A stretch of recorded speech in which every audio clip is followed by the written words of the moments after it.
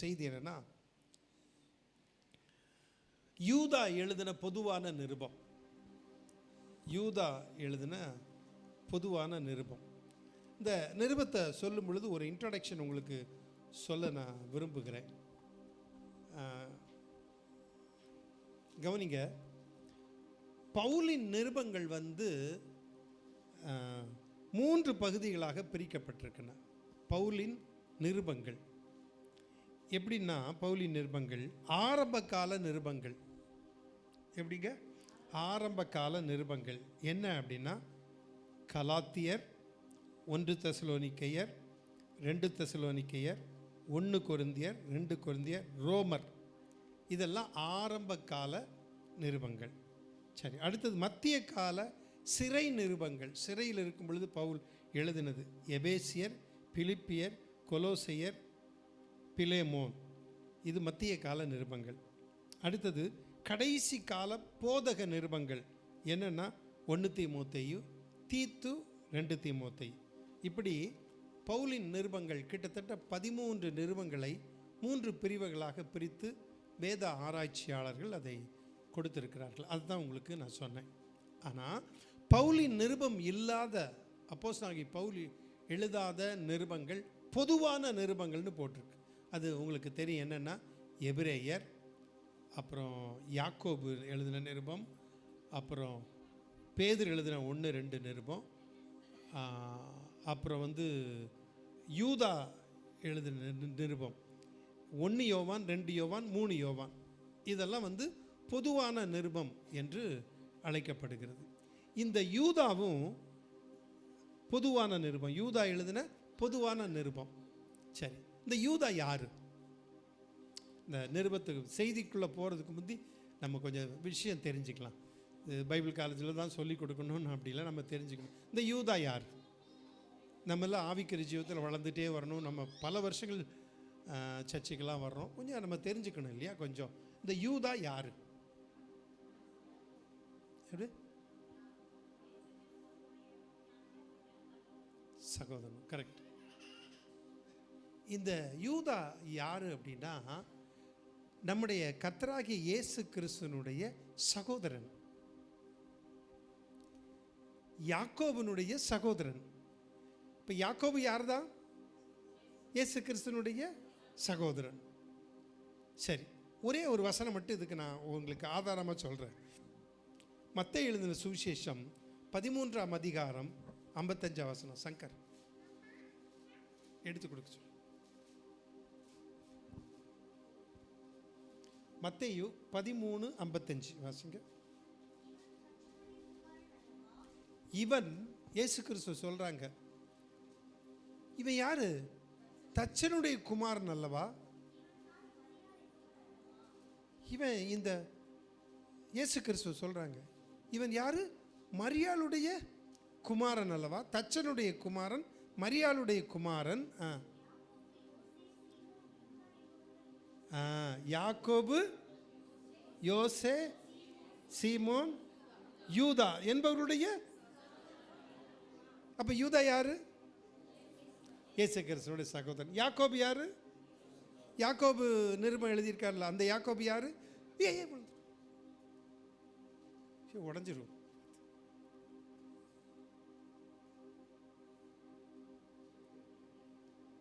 சரி, இப்போ இந்த யூதா யாரு? இயேசு கிறிஸ்துவனுடைய சகோதரன். இந்த யூதா இயேசு கிறிஸ்துவ தேவனுடைய குமாரன்னு நம்பல முதல்ல. புரியுதா உங்களுக்கு? இந்த யூதா இயேசு கிறிஸ்துவ சகோதரன் தானே, எல்லாருக்கும் மூத்தவர், தேவதூதனால் சொல்லப்பட்டு பெயர் வைக்கப்பட்டு பிறந்தவர் பெத்லகேமில், தாவீதின் ஊரில். ஆனால் இயேசு கிறிஸ்துவ தேவனுடைய குமாரன் என்ன செய்யலை? விசுவாசிக்கலை. இந்த யூதா, இந்த நிருபம் எழுதின யூதா சகோதரன், அவர் தேவனுடைய குமாரன் விசுவாசிக்கலை. ஆனால் இயேசு கிறிஸ்து மரித்து அடக்கம் பண்ணப்பட்டு எல்லா நியூஸும் கேதர் பண்ணுறார், எல்லா நிகழ்ச்சியும் பார்க்குறார், எல்லாத்தையும் பார்க்குறார். இயேசு கிறிஸ்து மரித்து உயிர்த்தெழுந்த பிறகு இவர் இயேசு கிறிஸ்து தேவனுடைய குமாரன்னு விசுவாசிச்சார். ஆமேன். அதுக்கு பிறகு இந்த நிருபத்தை அவர் எழுதிருக்கிறத நம்ம பார்க்குறோம். ஆமேன், பிரைஸ் தி லார்ட். சரி, இப்போ இந்த யூதா யாருன்னு பார்த்துட்டோம், இயேசு கிறிஸ்துனுடைய சகோதரன். சரி, இப்போ இதில் ஒரு சில வசனத்தை உங்களுக்கு சொல்கிறேன். குறிப்பாக செய்தி வந்து எதிலிருந்து நான் உங்களுக்கு கொடுக்க போகிறேன்னா 1ஆம் அதிகாரம், அதாவது ஒரே அதிகாரம் தான் உண்டு, நிருபம் 17 கிட்டத்தட்ட 22 வரைக்கும் நம்ம பார்க்க போகிறோம். சரியா? 23, 24 வரைக்கும் நம்ம பார்க்க போகிறோம். அதுக்கு முந்தி இவர் யாருக்கு எழுதினார் என்று சொல்லி நம்ம பார்க்குறோம். யூதா எழுதின நிருபம் வசனம் 1, 2 வாசிப்போம். சரி, இவர் யாரு? இந்த யூதா இயேசு கிறிஸ்துனுடைய சகோதரன். பார்த்தேன் இல்லையா? கர்த்தராகிய இயேசு கிறிஸ்துவ உயிர்த்தெழுந்த பிறகு தான் விசுவாசிச்சார், ஏற்றுக்கொண்டார். இப்போ அவர் என்னன்னு எழுதுறாரு? இயேசு கிறிஸ்துவின் ஊழியக்காரனும். தன்னை என்ன சொல்றாரு? நான் இயேசு கிறிஸ்துவின் ஊழியக்காரன் என்று அறிக்கை பண்ணுகிறார். இயேசு கிறிஸ்துவினுடைய ஊழியக்காரனும் யாக்கோபுடைய சகோதரனுமாய் இருக்கிற. ரெண்டாவது சொல்றார் யாக்கோபின் சகோதரனுமாய் இருக்கிற. ஏன்னா யாக்கோபு உயிர்த்தெழுந்த பிறகு இயேசு கிறிஸ்துவை விசுவாசி ஏற்றுக்கொண்டார். இப்போ சொல்றார் தன்னோட யாக்கோபை இணைச்சிக்கிறார், அவன் என் சகோதரன் தான். இப்போ அவர் சொல்றாரு இயேசு கிறிஸ்துவின் ஊழியக்காரனும் யாக்கோபின் சகோதரனுமாகிய யூதா பிதாவாகிய தேவனாலே. இப்போ யாருக்கு எழுதுறாரு? இப்போ அவர் சொல்றாரு யாருக்கு எழுதுறாரு? பிதாவாகிய தேவனாலே பரிசுத்தமாக்கப்பட்டவர்களுக்கும். யாருக்கு? பரிசுத்தமாக்கப்பட்டவர்களுக்கும். அப்போ யூதா வந்து எல்லாருக்கும் எழுதலை, இது பொதுவான நிருபந்தான். ஆனால் என்ன அப்படின்னா, பிதாவாகிய தேவனாலே பரிசுத்தமாக்கப்பட்டவர்களுக்கு எழுதுகிறார். ஒன்று. இரண்டாவது, இயேசு கிறிஸ்துவினாலே காக்கப்பட்டவர்களுமாகிய அழைக்கப்பட்டவர்களுக்கு எழுதுகிறதாவது. 3 காரியத்தை சொல்றார். யாருக்கு எழுதுறாரு?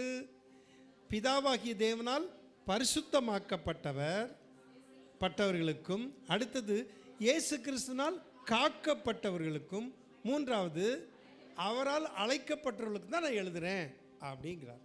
ஆமென். இப்போ நம்ம இந்த நிருபத்தை நம்மளும் என்ன செய்யலாம்? எனக்காக தான் எழுதப்பட்டதுன்னு ஏற்றுக்கொள்ளலாம். எப்படி? பிதாவாகிய தேவனால் நம்ம என்ன செய்கிறோம்? பரிசுத்தமாக்கப்பட்டிருக்கிறோம். கர்த்தராகிய இயேசு கிறிஸ்துவினால் நம்ம என்ன செய்திருக்கிறோம்? காக்கப்பட்டிருக்கிறோம். அது மட்டும் இல்லை, தேவனாலும் கர்த்தராகிய இயேசு கிறிஸ்துவினாலும் நம்ம என்ன செய்திருக்கிறோம்? அழைக்கப்பட்டவர்களுமாய் இருக்கிறோம். இப்போ யூதா சொல்கிறாரு நான் இவங்களுக்கு தான் எழுதுகிறதாவது அப்படின்ட்டு 2ஆம் வசனத்தை சொல்கிறாரு.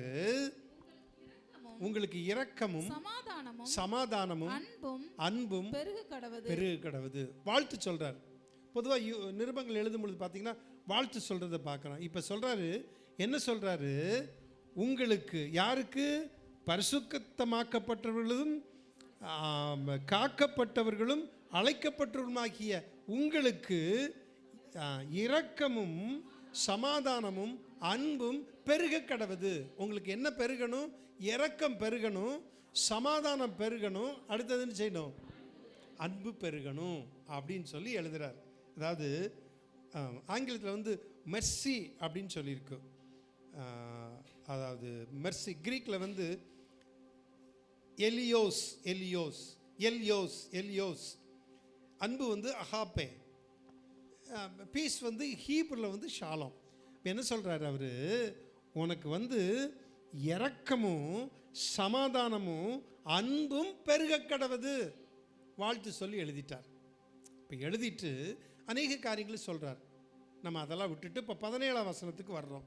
உங்களுக்கு நான் எழுதுறேன் அப்படின்ட்டு இப்போ என்ன சொல்கிறாரு? 17ஆம் வசனத்தில் நீங்களோ யாரு? பிதாவினால் பரிசுத்தமாக்கப்பட்டவர்கள், இயேசு கிறிஸ்துவினால் காக்கப்பட்டவர்கள், அழைக்கப்பட்டவர்கள், இவங்களுக்கு நீங்களோ பிரியமானவர்களே நம்முடைய கர்த்தராகிய இயேசு கிறிஸ்துவின் அப்போஸ்தலரால் முன் சொல்லப்பட்ட வார்த்தைகளை நினைவு கூறுங்கள். போன வாரம் நான் சொன்னேன், நிருபத்தில் பவுல் வந்து அதாவது கள்ள போதகர்கள், பக்க வழியாக வந்த போதகர்கள், கல்ட்டுன்னு சொல்லுவாங்க, துர் உபதேசத்தை சொல்லக்கூடிய சில காரியங்களை நம்ம பார்த்தோம் இல்லை.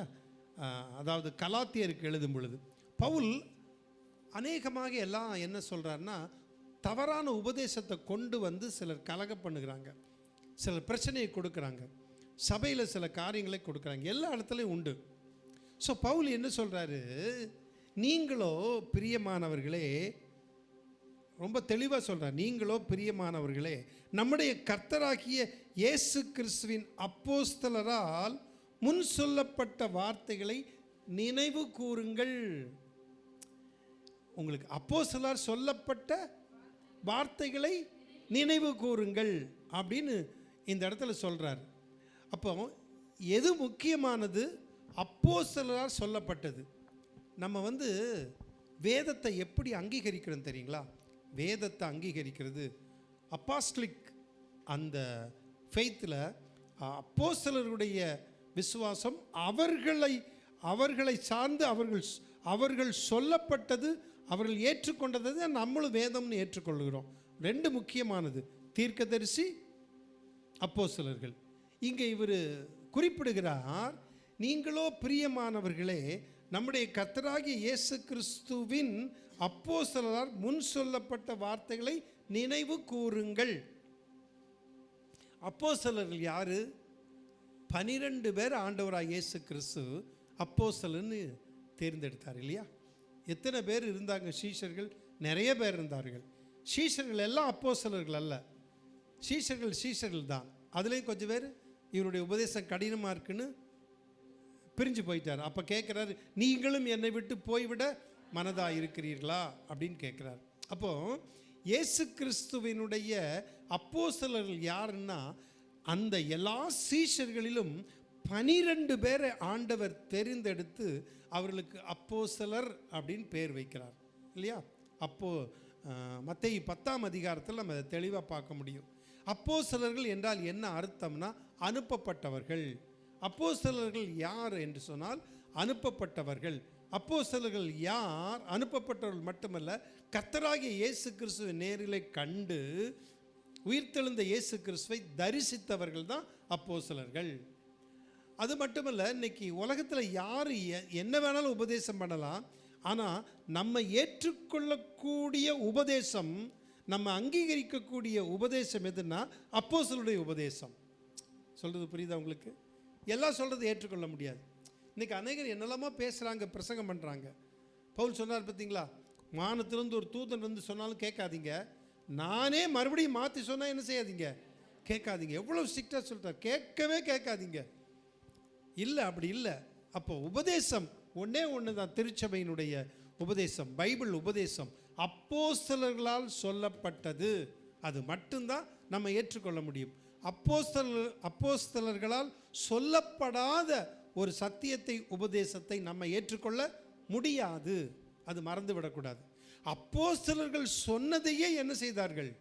அன்றைக்குள்ளவங்க இவங்க சொன்னது சரியா அப்படின்னு சொல்லி அன்றைக்கு இருக்கிற கிறிஸ்தவர்கள் அந்த யூத வேதாகமம் பயன்படுத்தக்கூடிய தோரா, நெவீம், கெட்டுவீம்னு 3ஐயும் ஒப்பிட்டு பார்த்தாங்க.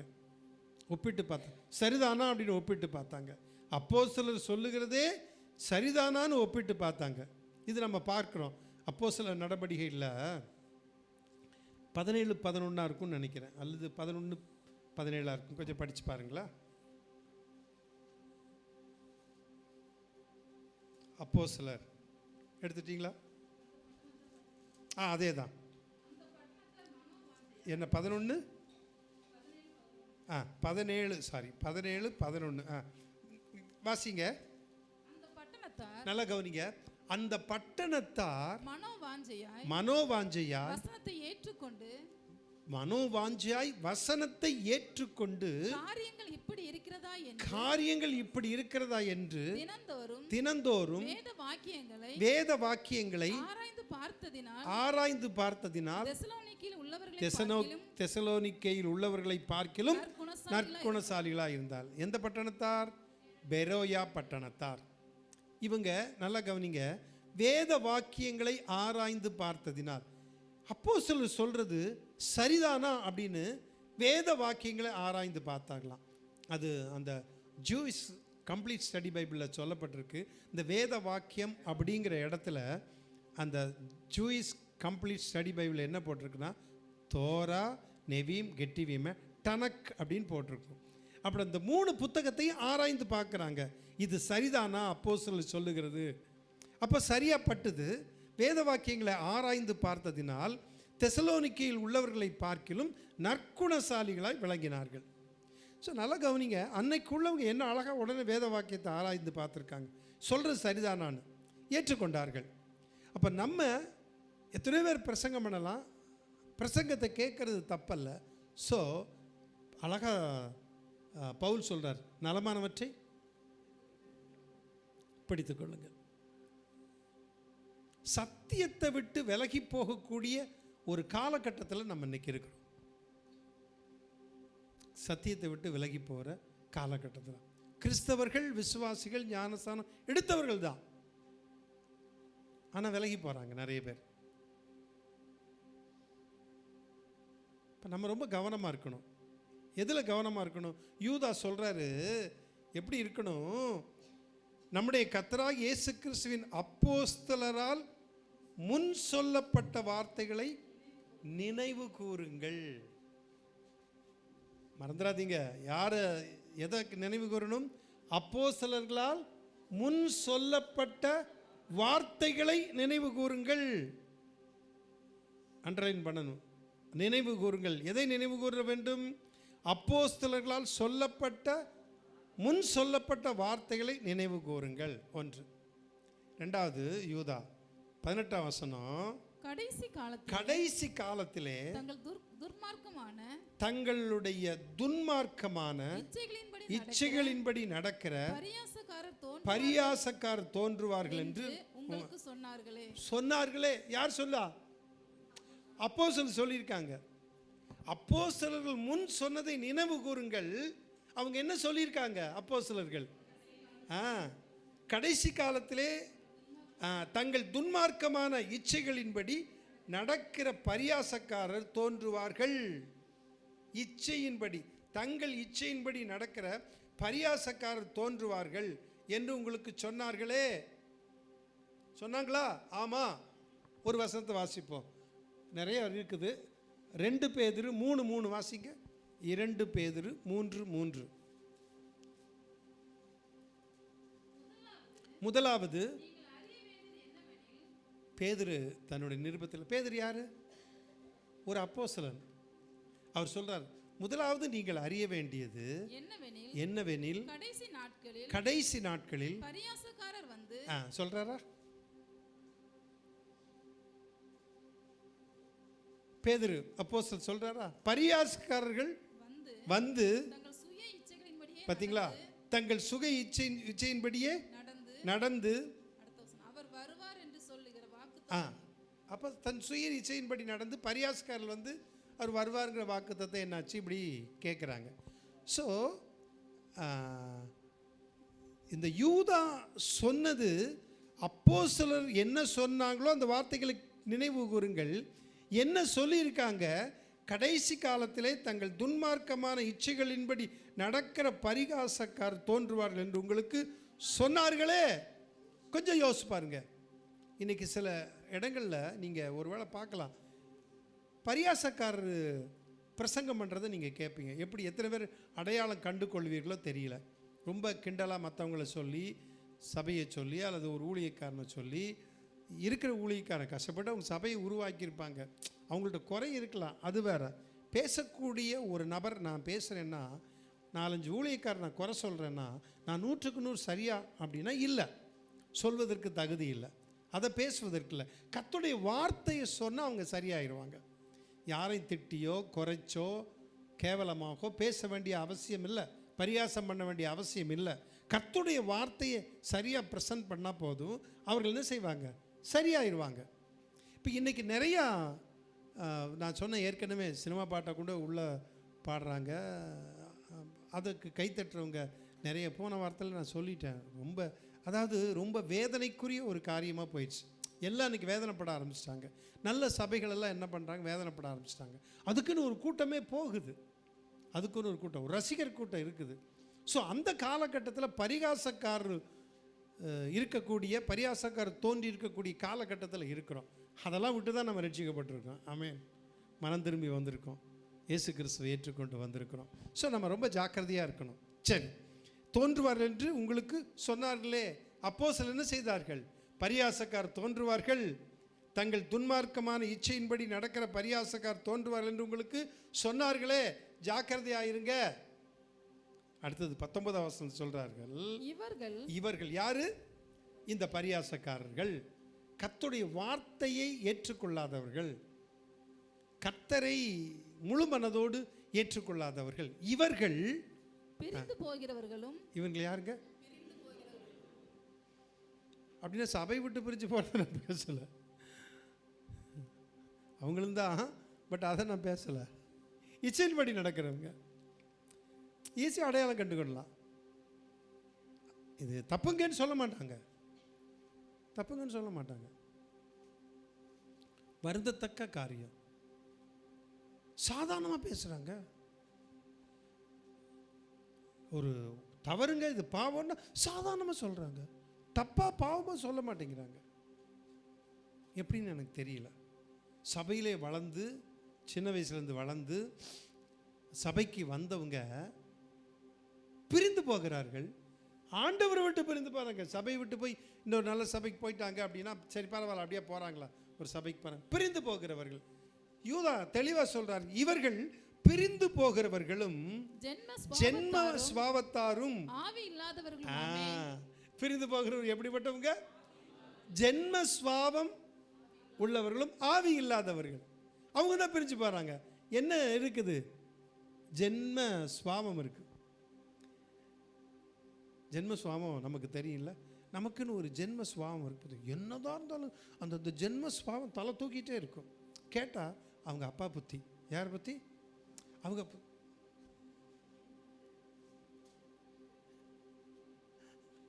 அவங்க அப்பா புத்தி கொஞ்சம் இருக்குது. கவனிச்சிங்களா? ஓ, அவங்க அப்பா புத்தி. அம்மாவுக்கு கோபம் வந்துருச்சுன்னா, நல்லா பிள்ளை படிச்சிச்சுன்னு வச்சுங்களா, படித்து அல்லது விளையாட்டில் ஃபஸ்ட்டு வந்தா, என் பிள்ளை பார்த்தீங்களா ஏதுங்க, ஏதாவது பிரச்சனை வந்துருச்சுன்னா, தப்பு பண்ணிட்டா, உங்கள் பிள்ளை பண்ணது பார்த்தீங்களா என்ன அழகு, எப்படி மாத்துறாங்க பாருங்க. நல்லா இருந்தா என் பிள்ளை பார்த்தீங்களா, எனக்கு தெரியும் அவன் ஃபஸ்ட்டு வருவான்னு தெரியும். அவன் நல்ல கிரிக்கெட் பிளேயர், அவன் ஃபுட்பால் பிளேயர், அல்லது அவன் ஸ்போர்ட்ஸ்லலாம் நல்லா திறமையான வந்துட்டான். என் பிள்ளை பார்த்தீங்களா, அவன் ஏதாவது ஸ்கூலில் தப்பு பண்ணிட்டான், ரிப்போர்ட் வந்துருச்சுன்னா, உங்கள் பிள்ளை பண்ணது பார்த்தீங்களா, உங்கள் பிள்ளையாச்சே, அப்படி தான் இருப்பான். இதனால சண்டையும் வரும். ஸோ இதெல்லாம் என்னது? ஜென்மஸ்பாவம். அப்படியே தலை தூக்கும். ஜென்மஸ்பாவம் அந்த ரத்தத்தில் வந்தது. ஆண்டவருடைய பிள்ளையாக வந்தாலும் ஜென்மஸ்பாவம் நம்மகிட்ட இருக்கும். சிலது அதை அப்படி தட்டணும். அது என்ன செய்யணும்? தட்டணும். ஒரு அண்ணன் பிரசங்கத்தில் முந்தி சொன்னாங்க, நமக்குள்ள ஒரு ஆவி ஆத்மா, அந்த நமக்கும் இந்த சரீரத்துக்கும் ஒரு போராட்டம் இருந்துக்கிட்டே இருக்கான். வெள்ளை நாய் கருப்பு நாய் ரெண்டு சண்டை போடும், சண்டை போட்டே இருக்கும். அந்த மாதிரி நமக்குள்ள போராட்டம் இருக்குது அப்படின்னு. ஸோ ஜென்மஸ்வாவம் நமக்குள்ளே இருக்குது பார்த்தீங்களா? பகைக்கிறது, விரோதிக்கிறது, என்னன்னே புரியலைங்க. அழகா பவுல் சொல்லிட்டார், கூடுமானா எல்லாரோட எப்படி இருங்க? கூடுமானா. அப்போ கூடாதுன்னு அர்த்தம் தான், முடியாது தான். ஆனால் சமாதானமா முடியாது தான். ஆனால் என்ன செய்யணும்? சமாதானமாக இருங்க, சண்டை போடாதீங்க. நமக்கு அந்த ஜென்ம ஸ்பாவம் தலை தூக்கக்கூடாது.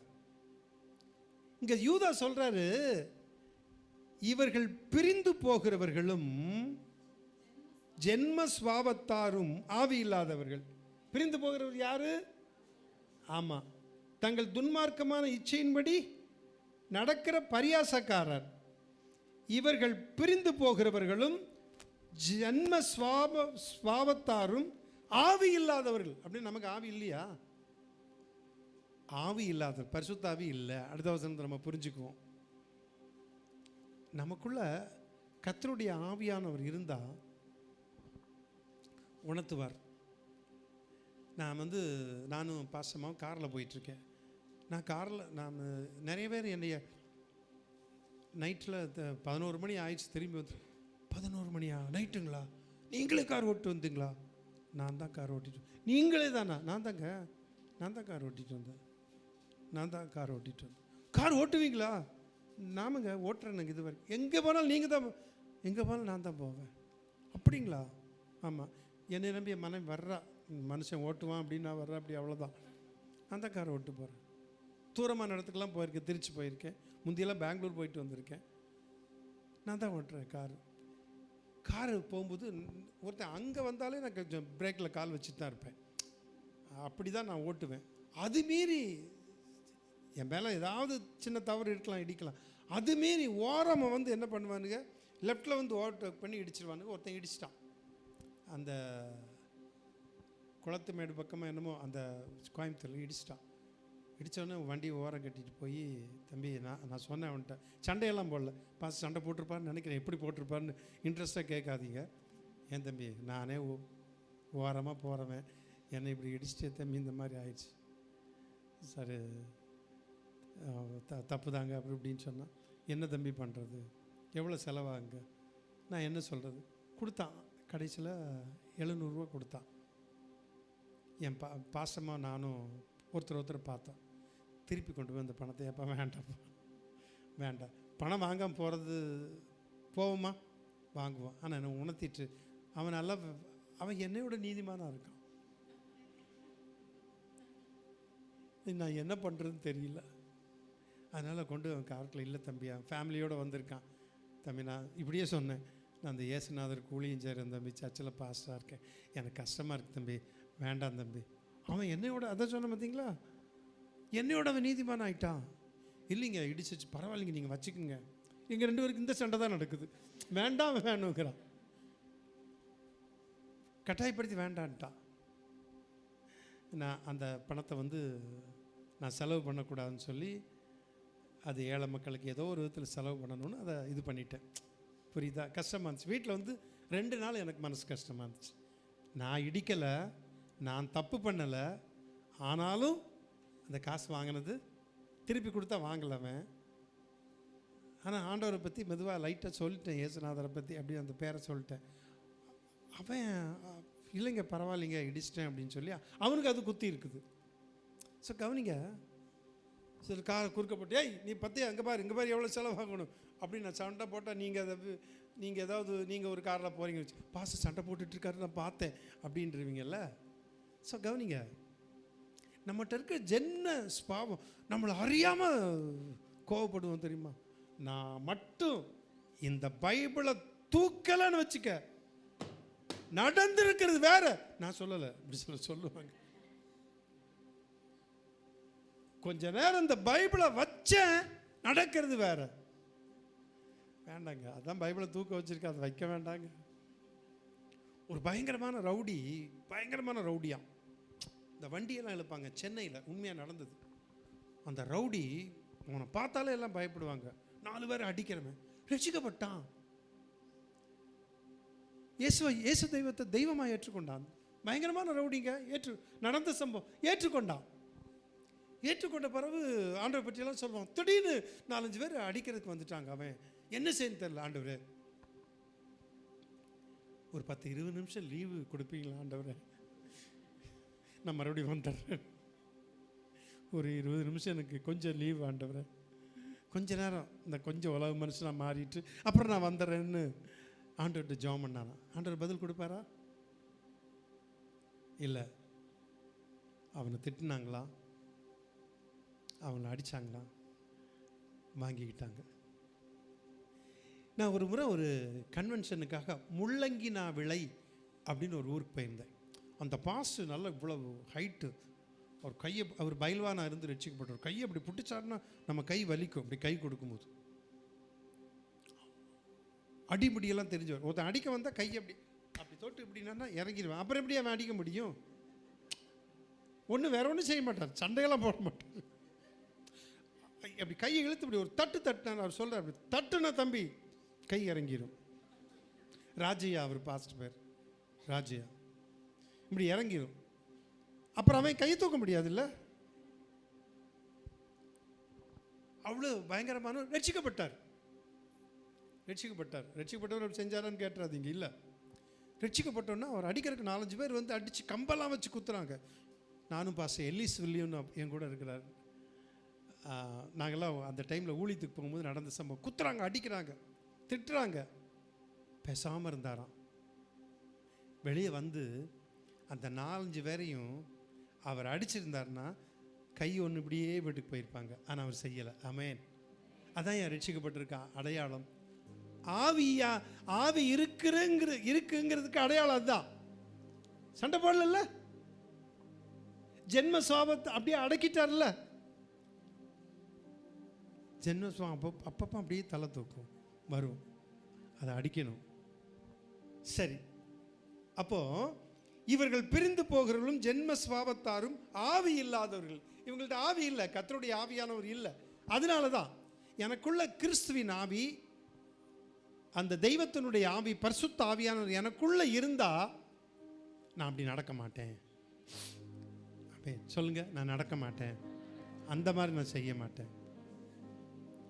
ரொம்ப கவனமாக இருங்க. இந்த விசுவாசிகள் சிலர், நம்ம சபை விசுவாசி இல்லை, சில விசுவாசி சண்டை போடுறது பார்த்துருக்கேன். பாஸ்மர்களும் சண்டை போடுறது பார்த்துருக்கேன். ஏன் பாஸ் இப்படியெல்லாம் பண்ணுறீங்க? நம்ம அதில் தான் ரட்சிக்கப்பட்டிருக்கோம். ஸோ நம்ம வந்து நமக்குள்ள பரிசுத்த ஆவியான் இருக்கிறார், கிறிஸ்துவின் ஆவி இருக்கிறார். அதனால் ரொம்ப ஜாக்கிரதையாக இருக்கணும். ரைட். அந்த ஜென்ம சுவாபத்தாரும் ஆவி இல்லாதவர்களும் 20ஆம் வசனம் வாசிங்க. நீங்களோ பிரியமானவர்களே, உங்கள் மகா பரிசுத்தமான, அவங்க பிரிந்து போகிறவங்க, ஜென்ம சுவாபம் உள்ளவங்க, ஆவி இல்லாதவங்க. நீங்களோ, யூதா எழுதுறார், நீங்களோ பிரியமானவர்களே உங்கள் மகா பரிசுத்தமான விசுவாசத்தின் மேல். விசுவாசம் எப்படிப்பட்டதா? எங்க விசுவாசம் பரிசுத்தம் உள்ளதாங்க. யூதா சொல்றாருங்க, மற்றவங்க கூட சொல்லல, யூதா சொல்றாரு. நீங்க ஜென்மஸ்வாபம் உள்ளவங்கள நடக்கக்கூடாது, நீங்க ஆவி இல்லாதவங்கள நடக்கக்கூடாது.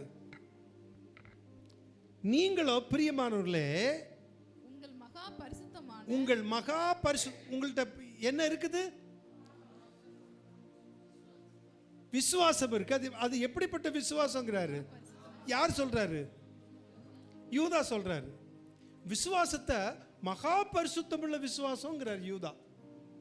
அப்ப நமக்குள்ள இருக்கிற விசுவாசம் சாதாரணமானது இல்லை. அந்த விசுவாசம் முடியாததை முடிக்கும், நடக்காததை நடக்க செய்யும், அற்புதத்தை கொண்டு வரும். அந்த விசுவாசம் மிகப்பெரியது. உங்கள் மகா பரிசுத்தமான விசுவாசத்தின் மேல் உங்களை உறுதிப்படுத்திக் கொண்டு, விசுவாசத்தின் மேல் உங்களை உறுதிப்படுத்திக் கொண்டு, பரிசுத்த ஆவிக்குள் ஜெபம் பண்ணி, பரிசுத்த ஆவிக்குள் ஜெபம் பண்ணி. போதும். நீங்களோ பிரியமானவர்களே, உங்கள் மகா பரிசுத்தமான விசுவாசத்தின் மேல் உங்களை என்ன போட்டிருக்கு? உறுதிப்படுத்திக் கொண்டு. இன்னொரு மொழிபெயர்ப்பு என்ன சொல்லப்பட்டிருக்கு தெரியுமா? விசுவாசத்தின் மேல் உங்களை கட்டி எழுப்பிக் கொண்டுன்னு வருது. கட்டி எழுப்பிக் கொண்டு. எதுன்னா ரீஎடிட்டட் பைபிளில். இப்போ அந்த பைபிளை இப்படி கொஞ்சம் நீங்கள் நான் சொன்னதை சொல்லுங்க பாப்பா. நீங்களோ சொல்லுங்க, பிரியமானவர்களே, உங்கள் மகா பரிசுத்தமான விசுவாசத்தின் மேல் உங்களை கட்டி எழுப்பிக் கொண்டு. உங்களை கட்டி எழுப்பி, விசுவாசத்தின் மேல் உங்களை கட்டி எழுப்பிக் கொண்டு, மகா பரிசுத்தமான விசுவாசத்தின் மேல் உங்களை கட்டி எழுப்பிக் கொண்டு. விசுவாசம் சாதாரணம் இல்லைங்க. யூதா கிட்டேருந்து நம்ம இப்போ கற்றுக்குறோம் என்ன? மகா பெரிய கிரேட் இல்லை? மகா பரிசுத்தமான விசுவாசத்தின் மேல் உங்களை கட்டி எழுப்பிக் கொண்டு பரிசுத்த ஆவிக்குள்ள ஜெபம் பண்ணிக்கணும். எப்படி இருக்கணும்? மகா பரிசுத்தமான விசுவாசம். விசுவாசம் என்பது ஒரு வரம், தெரியுமா? நான் மௌனமா இருக்கீங்க. வரங்களை பற்றி நீங்கள் பார்க்கும்போது பார்த்துருக்கீங்களா? விசுவாசம் ஒரு வரம், பார்த்துருக்கீங்களா? தெரியலையா? கொஞ்சம் டவுட்டாக இருக்கீங்களா? பார்க்குறீங்களா? 1 கொரிந்தியர் 12 நான் நினைக்கிறேன் வரங்களை பற்றி வரும் பாருங்க. 1 கொரிந்தியர் 12ஆம் அதிகாரத்தில் கொஞ்சம் பாருங்க. ஆ ஆ ஆ இல்லை 8ஆம் வசனத்தை வாசிங்க. 12:8. ஆ நல்லா கவனிங்க. என்னென்ன வரம் இருக்கு? ஒரு நாள் ஆவியினாலே ஞானத்தை போதிக்கும் வசனமும், அந்த வேர்ட் ஆஃப் என்னது? ஆவியினாலே வசனத்தை போதிக்கும் வசனம், the word of knowledge. வேறொருவனுக்கு அந்த ஆவியினாலே அறிவை உணர்த்தும் வசனமும், வேர்ட் ஆஃப் நாலேஜ் தான், அது வேர்ட் ஆஃப் விஸ்டம். சரி, வரம் ரெண்டாவது வரம். மூணாவது வரம் வேறொருவனுக்கு அந்த ஆவியினாலே விசுவாசமும், வேறொருவனுக்கு போதும். என்னது புரியுதா? இப்போ விசுவாசம், நமக்குள்ள இருக்கிற விசுவாசமும் வரமாகிய விசுவாசமும் வேற. தெரிஞ்சுக்குங்க. இன்னும் நம்ம பைபிள் என்னன்னா, எவ்வளோதான் கேட்டாலும் அதை சரியாக புரிந்து கொள்ள முடியல. எங்கிட்ட இருக்கிற விசுவாசம் என்ன செய்யும்? ரட்சிப்புக்கேற்ற விசுவாசம் இருந்துச்சு, ரட்சிக்கப்பட்டுட்டேன். அடுத்தது எங்கிட்ட விசுவாசம் இருக்குது, இயேசுவை விசுவாசித்து அனுதினமும் விசுவாச வாழ்க்கை வாழுறேன். ஆனால் அந்த விசுவாசத்தையே வரமாக கர்த்தர் கொடுக்குறாராம். பார்த்தீங்களா?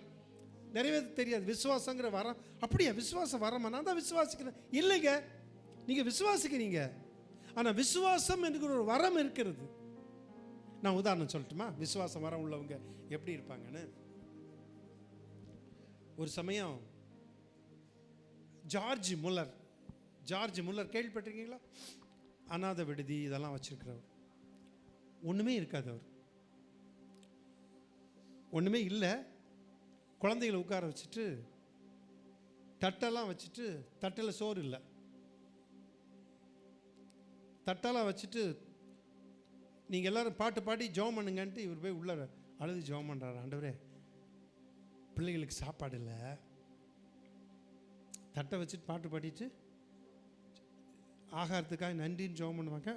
இப்போ சாப்பாடு இல்லை, உள்ளே போய் ஜெபம் பண்ணுறாரு ரூமில். ஆண்டவரே, ஆகாரத்தை நீ கொடுக்க முடியும், உம்மால் முடியும், உன் பிள்ளைகள் பட்னியாக இருக்கிறது விரும்ப மாட்டேன், தாரும் ஆண்டவரே அப்படின்னு ஜெபம் பண்ணிகிட்டு இருக்கும்போது கதவு தட்டுறாங்க. நான் யாராவது கதவு தட்டி, ஒரு கல்யாண வீட்டில் அந்த கல்யாணம் இது பண்ணுச்சு, சாப்பாடு நிறைய இருந்துச்சு, இந்த இங்கே கொண்டு போய் கொடுங்கன்னு சொன்னாங்க, அதனால் வந்தோம் அப்படின்னு கொடுத்தாங்க. ஆமேன். உடனே அந்த சாப்பாடு எல்லாருக்கும் பரிமாறினாங்க. ஜார்ஜ் முல்லர், அவர் பேர் ஜார்ஜ் முல்லர். எப்படி பாருங்க ஆண்டவர் நடத்துகிறார். விசுவாசம் பார்த்தீங்களா? விசுவாசங்கிற வர விசுவாசத்திலே அந்த ஹோமை நடத்தி அற்புதமாக அவரை பற்றி புக்கு இருக்குது, ஜார்ஜ் முல்லர். அதே மாதிரி ஒருத்தர் காரில் போயிட்டு இருக்காங்க, பனி அப்படியே பயங்கரமாக மூடி, கண்ணே தெரியல சுத்தமாக, அவ்வளோ பெரிய பனி ஃபாரினில் இருக்கான். அவர் பேர் கார்டன் லென்ஸே. எங்கள் பாஸ் சொல்லுவார் அடிக்கடி. அவருடைய புக்கு ஒன்று இருந்துச்சு, இப்போ எங்கே போச்சுன்னு தெரியல, இங்கிலீஷில் மிஸ் ஆயிடுச்சு. நான் ரொம்ப வருத்தப்பட்டேன். தட்டி விழுந்துற போகுது. அப்போது இவர் போயிட்டு இருக்கும்போது அந்த பனிமூட்டம் சாதாரண இந்த மாதிரி பனிமூட்டம் இல்லை, சுத்தமாக கண்ணு தெரியாது, காரை ஓட்ட முடியாது, எதுக்கு வருதுன்னு தெரியாது, லைட் போட்டு போனாலும் தெரியாது. அப்போ இந்த கார்டன் லென்ஸே ஜாமனார், in the name of Jesus amen. ஆண்டவர், நான் விசுவாசிக்கிறேன், இதெல்லாம் என் காருக்கு இப்போ வழி விடும் விலகி மாறணும்னு சொன்னாராம். அப்படியே கொஞ்சம் நேரத்தில் அப்படியே கிளியராக மாறிச்சான். ஆமென், பிரைஸ் எல்லாம். காரணம், அவர்கிட்ட என்ன வரம் இருக்குது? விசுவாசங்கிற வரம். ஆமென். நமக்குள்ள இந்த 9 வரம் இதில் போட்டிருக்குது. இது இல்லாமல் நிறைய வரங்கள் இருக்குது. நமக்குள்ள ஏதாவது வரம் இருக்குதா? நீங்கள் கொஞ்சம் யோசிங்களேன். நமக்குள்ள ஏதாவது வரம் இருக்குதா? நிறைய நாள் சபைக்கு வரமே, ஏதாவது வரம் இருக்கா? என்ன பாஸ் இப்படி கேட்டீங்க? சண்டை போடுற வரம் எங்களுக்கு எப்படி இருக்கு தெரியுமா அப்படின்னு சொல்லிடாதீங்க. நமக்குள்ள வரம் இருக்குதா?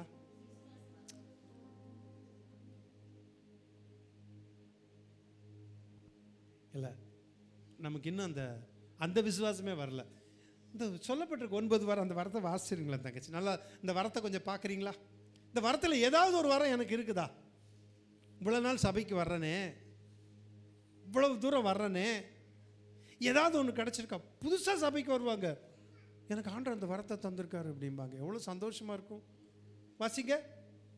வேறொருவனுக்கு அந்த ஆவியினாலே எப்படி எனில் ஒருவனுக்கு ஆவியினாலே ஞானத்தை போதிக்கும் வசனமும் ஆவியினாலே ஞானத்தை போதிக்கும் வசனம் வேறொருவனுக்கு அந்த ஆவியினாலே அறிவை உணர்த்தும் வசனம் வேறொருவனுக்கு அந்த ஆவியினாலே விசுவாசமும் வேறொருவனுக்கு அந்த ஆவியினாலே குணமாக்கும் வரங்களும் வேறொருவனுக்கு அற்புதங்களை செய்யும் சக்தியும்.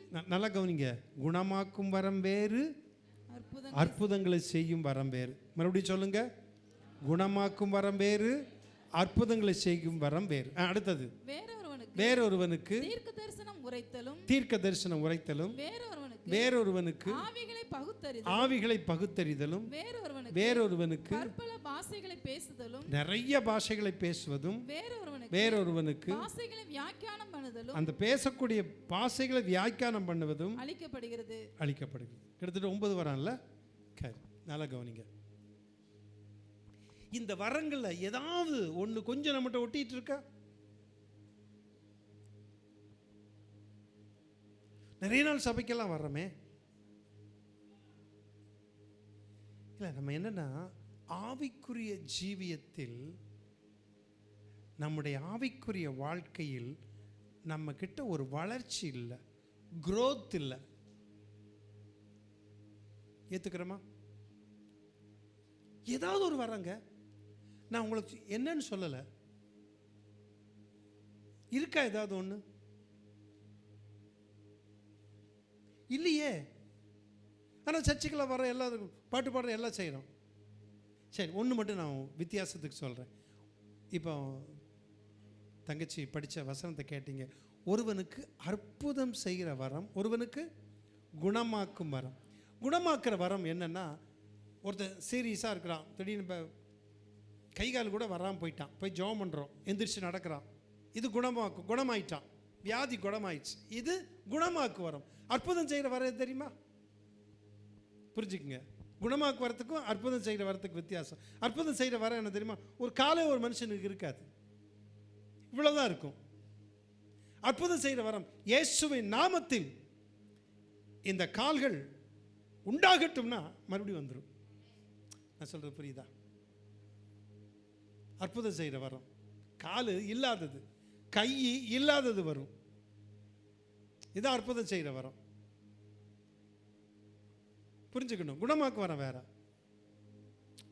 பிறவியிலிருந்தே கண்ணு தெரியலீங்க, ஆண்டவர் குணமாக்குறார். யோசிச்சு பார்த்தீங்களா? அது குணமாக்கு வரம் அல்ல, அற்புதம் செய்கிற வரம். பிறவியிலிருந்து கண்ணே தெரியாது, கண்ணு உருவாக்குறார், சேர் உண்டாக்குறாரு. ஒரு இடத்துல வந்து அவனுடைய கண்ணில் சேரை உண்டாக்கி சீலாவன் குளத்தில் போய் கழுவுங்கிறார். ஆண்டவர் என்ன செஞ்சாராம்? வேத பண்டிதர் சொல்கிறாரு, அவனுக்குள்ளே அந்த பால் இருக்குல்ல, கண்ணுக்குள்ளே இருக்கும்ல, அந்த கருவிழி, இந்த உருண்டையை உள்ளுக்குள்ளே இருக்குல்ல, நமக்குள்ள அப்படி உள்ள, அதே இல்லையா அவனுக்கு? இல்லை. ஆண்டவர் என்ன பண்ணாராம்? மண்ணை எடுத்து அப்படியே உண்டாக்கி, அப்படி சேர் உண்டாக்கி, அந்த பாலை உண்டாக்கி போய் கழுவுனா அப்படியே வந்துருச்சு அவனுக்கு. ஆமென். என்ன வரம்? அற்புதங்களை செய்கிறேன். இந்த வரத்தை பற்றி நான் நிறையா முந்தையெல்லாம் பேசியிருக்கிறேன். 9 வரமும் பேசியிருக்கேன், 9 கனிகளும் பேசியிருக்கேன். இப்போ உங்களுக்கெல்லாம் அநேகமாக தெரியாதுன்னு நினைக்கிறேன். புரிஞ்சுக்கணும், அற்புதம் செய்கிற வரம் வேறு, குணமாக்கு. இதெல்லாம் நம்ம புரிஞ்சு வரங்களை பற்றி அறிந்தோம்னா, கொஞ்சம் நாளாக நீங்கள் ஜெபிச்சுட்டு ஆவிக்குரிய ஜீவித்தில் அப்படி நல்லா ஜெபம்ட்டே இருக்கும்போது உங்களை அறியாமலே உங்களுக்குள்ள ஒரு வரம் வந்துடும். ஆமென். விசுவாசிக்கிறீங்களா? கரங்களை தட்டி கத்திர மகிமைப்படுத்தும். அப்புறம் உங்களுக்குள்ள இருக்க அந்த வரம் உங்களுக்கு தெரியாது, ஆனால் ஆண்டவர் கொடுத்துரும். நல்லா ஜெபம் பண்ணுறீங்க ஆவிக்குரிய ஜீவித்தில், சும்மா ஜெபம் பண்ணுறோம், வர்றோம், போகிறோம், அப்படி இல்லை. பைபிளில் உள்ளது உங்களுக்குள்ள இருக்குமா இருக்காதா? சொன்னது வருமா வராதா? வரும். அப்புறம் பார்த்தீங்கன்னா திடீர்னு கொஞ்ச நாள் பார்த்தீங்கன்னா எங்கேயாவது நீங்கள் போய் ஜெபம் பண்ணுவீங்க, சுகமாயிரும். 1 2 இல்லை, அநேகம் சுகமாகும். அப்போ என்ன ஆகுது? எனக்குள்ள ஆண்டவர் தந்த வரம் இப்போ கிரியை செய்து வெளிப்படுது. அந்த வரத்தை எடுத்து ஆண்டவரின் கையில் எடுத்து உபயோகப்படுத்த விரும்புகிறார், நடக்குது. அதனால அந்த வரம் எனக்கு நிரந்தரமாக ஆண்டவர் தந்துட்டாரு. ஆமென். புரியுதா உங்களுக்கு? பெருசனப்பட்டியில் ஒரு தம்பி உண்டு. பேர் என்னமா? அந்த கால் நடக்க முடியும்.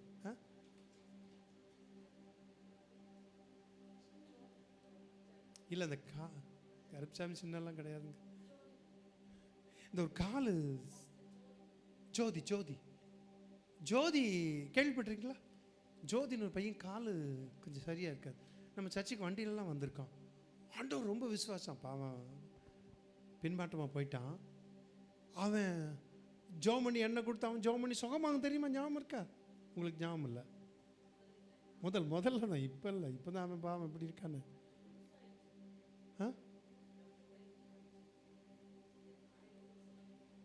அவன் ஜோமணி நிறைய சுகமாச்சு. அப்புறம் ஒருத்தர், உங்கள் அப்பாவுக்கு முதல்ல கடை வச்சுருந்தார்ல, முதல் பழையது நம்ம வீடு, அது என்னமே அந்த ஊர் பேர்? மடத்தூர் உள்ள அந்த இது வழியாக உள்ளே போய் அப்பா போகிற வழியில் ஒரு குடிசை இருக்கும் தெரியுமா? தூங்கிட்டு இருக்கும். மேலே அந்த குடிசையிலேருந்து பாம்பெல்லாம் தொங்கிச்சு. அவன் பேர், அந்த ஆள் பேர் எனக்கு ஞாபகம் இல்லை. சிவகிரின்னு ஒருத்தர். அவன் ஜோமணி சுகமெல்லாம் ஆச்சு. பின்மாற்றமாக போயிட்டான். சுகமாயிடுச்சுங்க. நான் நல்லா கவனிங்க. யாரோ புதுசாக வந்திருக்காங்க, ஜோமணி சுகமாச்சு. அதிசயம் இல்லைங்க, ஆண்டவர் கிரியை செய்வார்.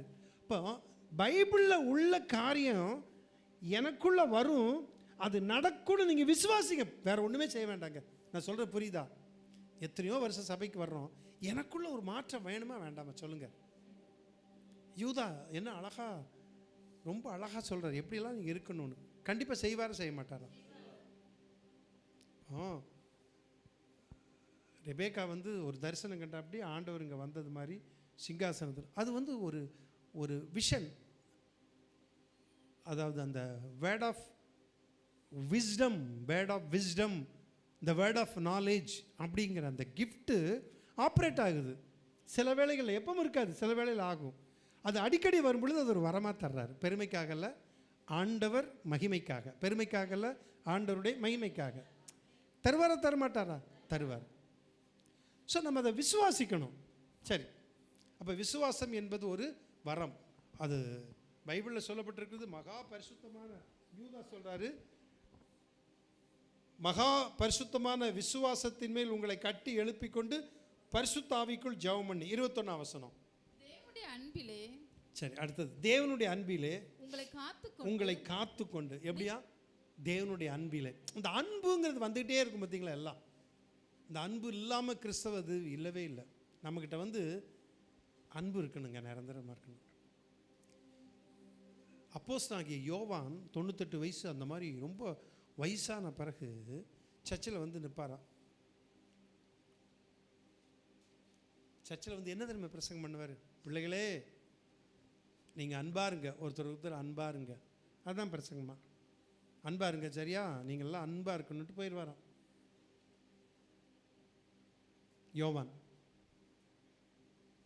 யோவான் சீசன் அப்போஸ்தலன். அன்பு ரொம்ப முக்கியமானதுங்க. அன்பு இல்லைன்னா ஒன்றுமே இல்லை. அன்பு சகலத்தையும் தாங்கும், சகலத்தை சகிக்கும், அன்புக்கு பொறாமை இல்லை. அப்படியே 1 கொரிந்தியர் 13 அதிகாரத்தில் வரிசையாக வந்துகிட்டே இருக்கு. அன்பு ரொம்ப முக்கியம். வசனம் சொல்லுறது, யூதா சொல்றாரு, தேவனுடைய அன்பிலே உங்களை காத்துக்கொண்டு நித்திய ஜீவனுக்கு ஏதுவாக நம்முடைய கர்த்தராகிய இயேசு கிறிஸ்துவின் இரக்கத்தை பெற காத்திருங்கள். எப்படிங்க? தேவனுடைய அன்பில் வாசிங்க. தேவனுடைய அன்பிலே உங்களை காத்துக்கொண்டு நம்ம என்ன செய்யணுமா? கடவுளுடைய, தெய்வத்தினுடைய அன்பிலே, நம்மை அன்பிலே காத்துக்கொண்டு நித்திய ஜீவனுக்கு ஏதுவாக, நித்திய வாழ்வு, நிறையான வாழ்வு.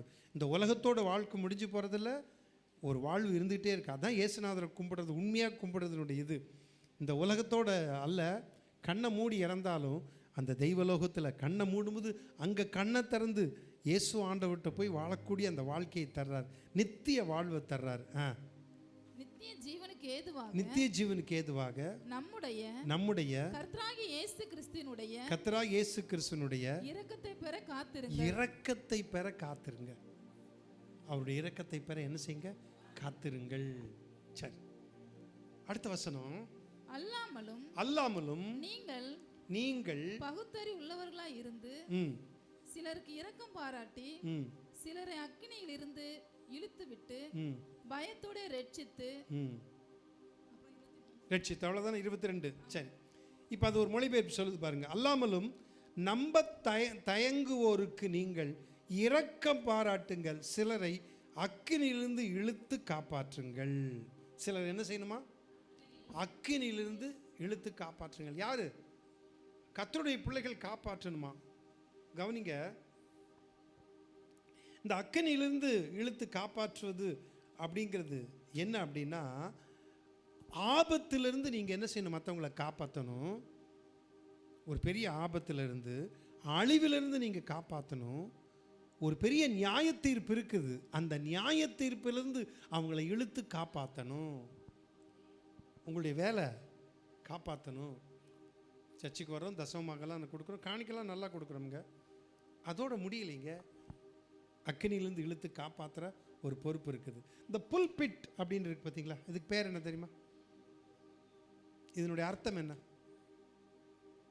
சொல்லியிருக்கேன், நான் எதுவுமே சொல்லலை.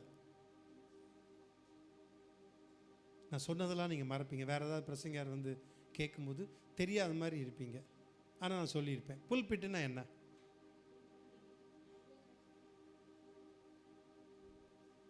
சரி, புல்பிட்டுன்னா என்னென்னா, புல்லுன்னா என்ன? இழுக்கிறது. இதுதான் புல்பிட் இல்லை? புல்பிட் இதுதான் புல்பிட். புல்பிட்டுன்னா நீங்கள் குழியில் இருக்கிறவங்கள, கீழே இருக்கிறவங்கள இழுத்து மேலே கொண்டு வர்றது புல்பிட். அதுதான் புல்பிட். பிட்டில் இருக்கிறவங்க, குழியில் இருக்கிறவங்கள, கீழே இருக்கிறவங்கள, புல்பிட், கீழே இருக்கிறவங்கள இழுத்து மேலே கொண்டு வரணும், காப்பாற்றணும். அதான் இது பேர் புல்பிட். இப்போ தெரியுமில்ல? எத்தனை மாதம் தெரியும்? ஒரு 2-3 மாதம். புல்பிட் அதுதான். ரைட். அப்போ நீங்கள் என்ன செய்யணும்? அக்கினியில் இருக்கிறவங்கள, ஆமாம், நீங்கள் இரக்கம் பாராட்டுங்கள், சிலரை அக்கினியிலிருந்து இழுத்து காப்பாற்றுங்கள். 1:23 வாசிங்க. ம் ம் ம் ம் தமது மகிமையுள்ள சன்னிதானத்திலே மிகுந்த மகிழ்ச்சியோட உங்களை மாசற்றவர்களாய் நிறுத்தவும் வல்லமை உள்ளவரும். சரி, இப்போ மாம்சத்தினால் கரைப்பட்ட வஸ்திரத்தை நீங்கள் என்ன செய்யுங்க? அதாவது மனுஷனுடைய வாழ்க்கை கரைப்பட்ட வாழ்க்கை. வஸ்திரம்னு ஒரு ஊமை மாதிரி சொல்லியிருக்கு. அப்போ நம்முடைய வாழ்க்கை கரைப்பட்ட வாழ்க்கை. இப்போ கரைப்பட்ட வாழ்க்கை உள்ளவர்களோடு சேரக்கூடாது. கரைப்பட்ட வாழ்க்கை உள்ளவர்களை காப்பாற்ற வேண்டும். அந்த வசனம் பாருங்க, வாசிக்கும். அது மாம்சத்தால் கரைப்பட்டிருக்கிற வஸ்திரத்தையும் வெறுத்து தள்ளுங்கள். அப்போ மாம்சத்தினால் கரைப்பட்ட ஒரு வாழ்க்கை வாழக்கூடியவர்களோடு சேர்ந்து வாழ முடியாது. அந்த அவர்களை வெறுக்க வேண்டாம். அந்த மாம்சத்தால் கரைப்பட்ட அந்த வஸ்திரத்தை, அந்த வாழ்க்கையை வெறுங்கள், அவர்களை இழுத்து காப்பாற்றுங்கள். புரியுதா உங்களுக்கு? அவர்களை வெறுக்காதீர்கள். அந்த கரைப்பட்ட அந்த அழுக்கான அந்த வாழ்க்கையை வெறுங்கள், தள்ளுங்கள், அவர்களை இழுத்து காப்பாற்றுங்கள். ஏன்? அவர்களோடு இணைந்து வாழ்ந்தால் நம்ம கரைப்பட்டுருவோம். ஒன்று மாத்திரம் புரிஞ்சுக்குங்க, 100க்கு 100 பரிசுத்தம் எல்லாமே இருக்குது.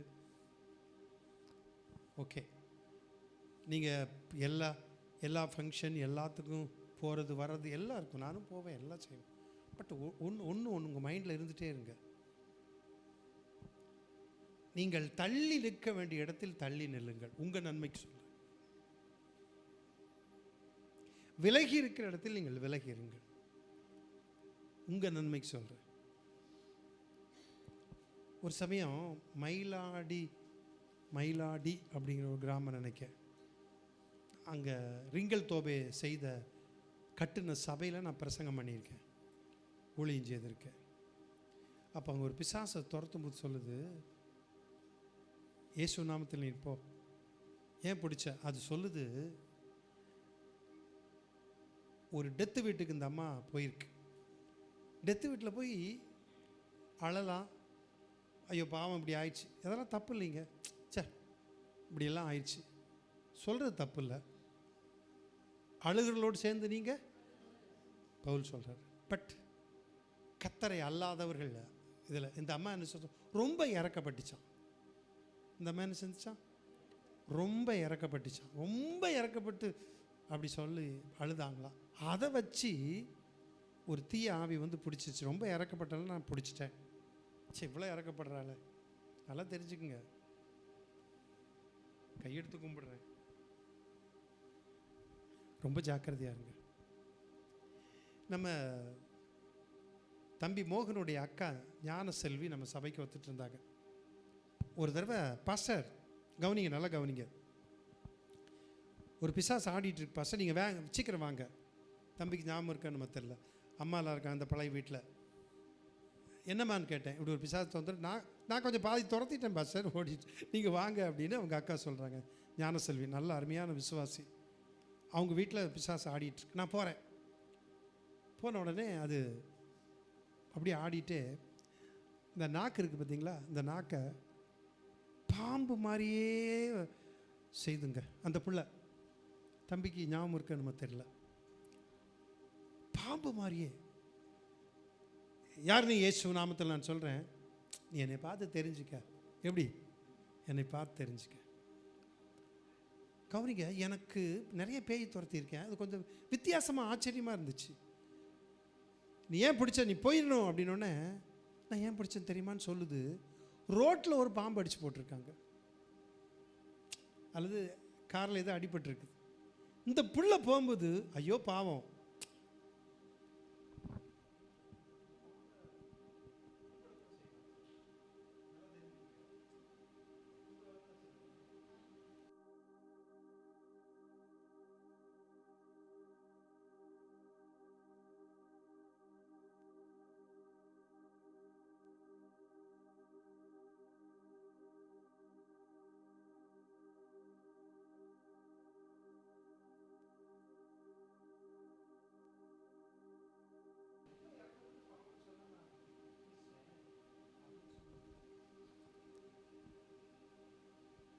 எனக்கு இது புதுமையாக தெரிஞ்சுதுங்க. எனக்கு அடிச்சு போட்ட பாம்பை பாவம் சொல்லி அந்த ஆவி பிடிச்சிருக்கு அப்படின்னு. நிறைய பேய் துரத்தியிருக்கேன், ஆனால் கொஞ்சம் அது வித்தியாசமாக இருந்தது. பெதப்பப்பட்டியில் நடந்த சம்பவம். தங்கச்சி ஞானசெல்வி அப்போ உயிரோடு இருக்காங்க. என்னை கூப்பிட்டு ஜெபம் பண்ணும்போது கவனிங்க, ரொம்ப கவனமாக இருக்கணும். நான் சொல்லக்கூடியது என்ன தெரியுமா, அன்பில் உங்களை நீங்கள் காத்துக்கொள்ளுங்கன்னு பைபிள் சொல்லுது. நம்ம காத்துக்கொள்வது நம்முடைய கடமை. ரொம்ப ஜாக்கிரதையாக இருக்கணும், ரொம்ப ஜாக்கிரதையாக இருக்கணும். இந்த கடைசி காலத்தில் கர்த்தருடைய பிள்ளைகள் அன்புங்கிறதுல, பாசங்கிறதுனால, சொந்தங்கிறதுனால, வேண்டப்பட்டவங்க, ரொம்ப தெரிஞ்சவங்க அப்படிங்கிறதுல என்ன செய்கிறோம் தெரியுமா, நம்மை பிசாசு நேக்க வஞ்சு தர்றான். ரொம்ப ஜாக்கிரதையாக இருக்கணும்.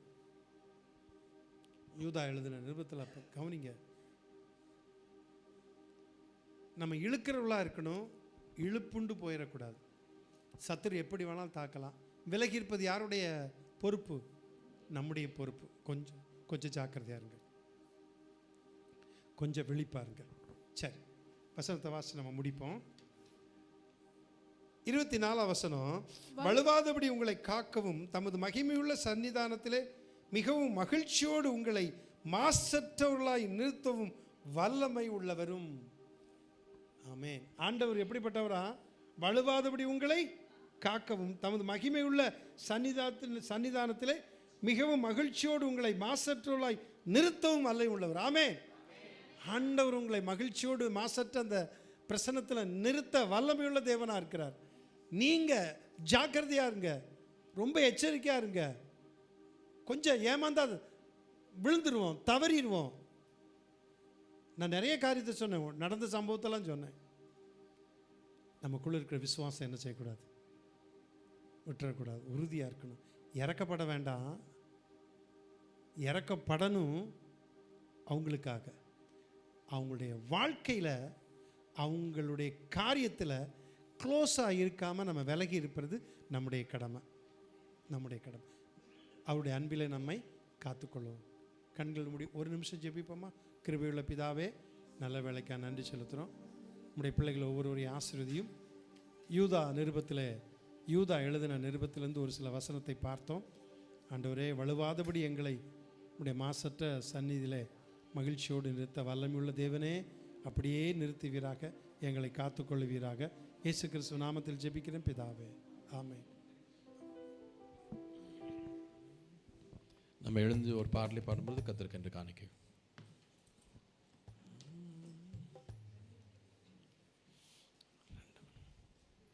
எனக்கு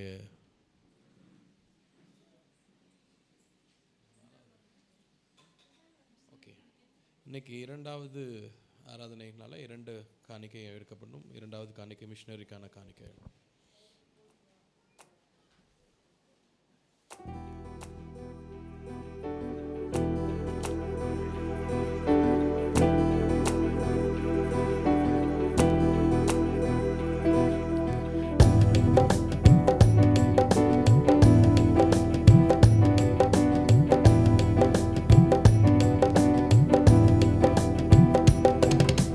மனிதனிடம் தேவன் காட்டிய அன்பு இந்த மண்ணிலே மனிதனாக உதித்தது.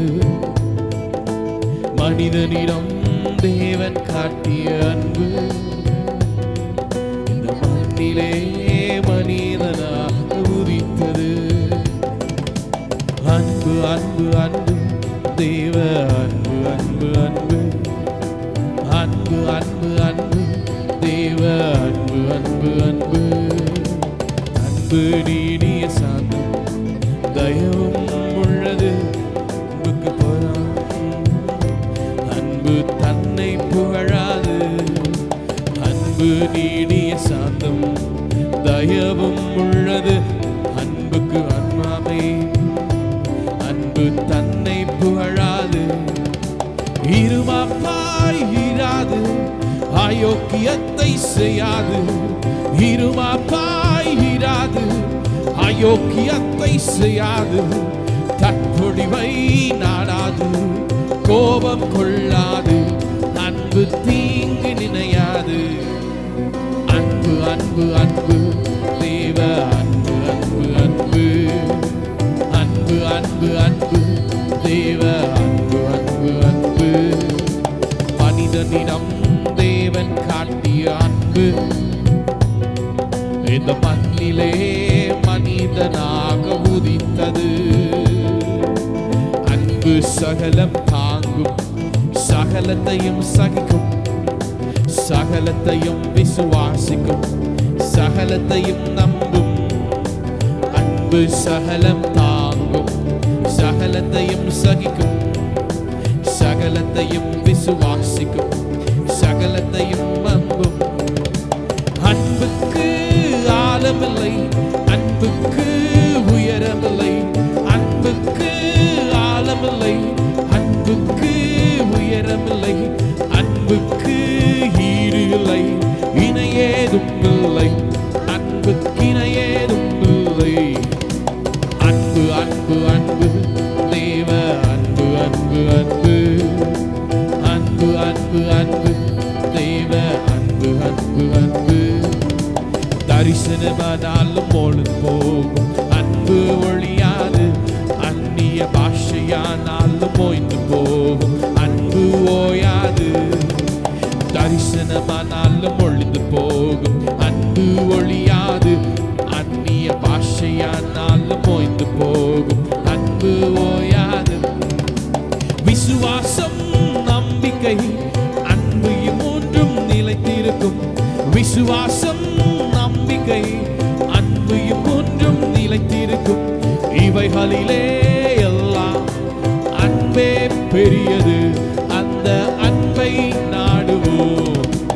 அன்பு அன்பு அன்பு தேவ அன்பு அன்பு அன்பு அன்பு அன்பு அன்பு தேவ அன்பு அன்பு அன்பு. மனிதனிடம் தேவன் காட்டிய அன்பு இந்த மண்ணிலே மனிதனாக உதித்தது. மனிதனிடம் தேவன் காட்டிய அன்பு இந்த மண்ணிலே மனிதனாக உதித்தது. அன்பு அன்பு அன்பு அன்பு தேவ அன்பு அன்பு அன்பு அன்பு அன்பு அன்பு தேவ அன்பு அன்பு அன்பு.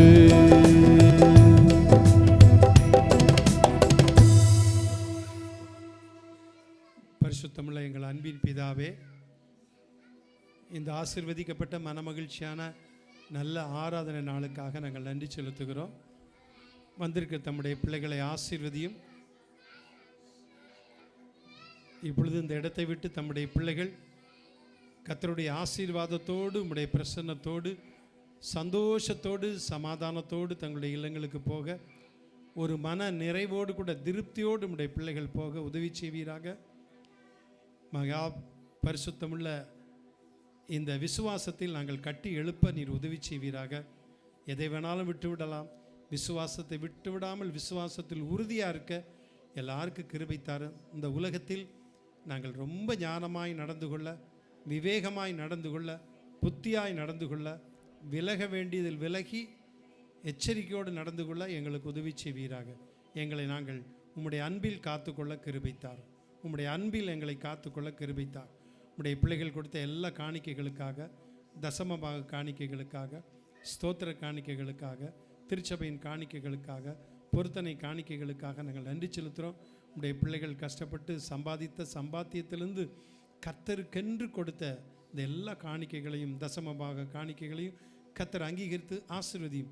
ஆண்டவரே, இரண்டாவது காணிக்கை மிஷனரிகளுக்கென்று எடுத்த அந்த காணிக்கைக்காக நன்றி செலுத்துகிறோம். இதற்குரிய பிரதிபலனை உம்முடைய பிள்ளைகளுக்கு நிறைவாய் கொடுக்கணும். மிஷனரிகளுக்கென்று கொடுத்த காணிக்கைகளுக்கு கர்த்தர் அங்கீகரியும், ஆசீர்வதியும். குழந்தைகளுக்காகவும் மிஷனரிகளுக்காகவும் கொடுக்கப்பட்ட அந்த காணிக்கையை ஆசீர்வதித்தாரும். அதற்கென்று கொடுத்த உம்முடைய பிள்ளைகளையும் நிறைவாய் ஆசீர்வதியும். ஆண்டு விழாவுக்காக நாங்கள் செபிக்கிறோம். ஆண்டு விழா சிறப்பாக நடக்கணும், தவறாமல் எல்லாரும் ஆண்டு விழாவில் வந்து கலந்து கொள்ள கர்த்தர் கிருபை செய்யும், வழி நடத்தும். துதிகன மகிமையெல்லாம் உமக்கே செலுத்துகிறோம். இயேசு கிறிஸ்துவ நாமத்தில் ஜெபிக்கிறேன் அன்பின் பிதாவே, ஆமேன். என் ஆத்துமாவே கர்த்தரை ஸ்தோத்திரி, என் முழு உள்ளமே உடைய பரிசுத்த நாமத்தை ஸ்தோத்திரி. என் ஆத்துமாவே கர்த்தரை ஸ்தோத்திரி, அவர் செய்த சகல உபகாரங்களையும் மறவாதே. ஆமேன். நம்முடைய கர்த்தராகிய இயேசு கிறிஸ்துவின் கிருபையும், பிதாவாகிய தேவனுடைய அன்பும், பரிசுத்த ஆவியானுடைய ஐக்கியமும், சிநேகமும், வழிநடத்தலும், பாதுகாப்பும் நம் அனைவரோடு கூட இன்றும் இன்று சதா காலங்களிலும் கர்த்தருடைய வருகை மட்டும் நிலைத்திருப்பதாக. ஆமேன். ஆமேன். Praise the Lord. எல்லாருக்கும்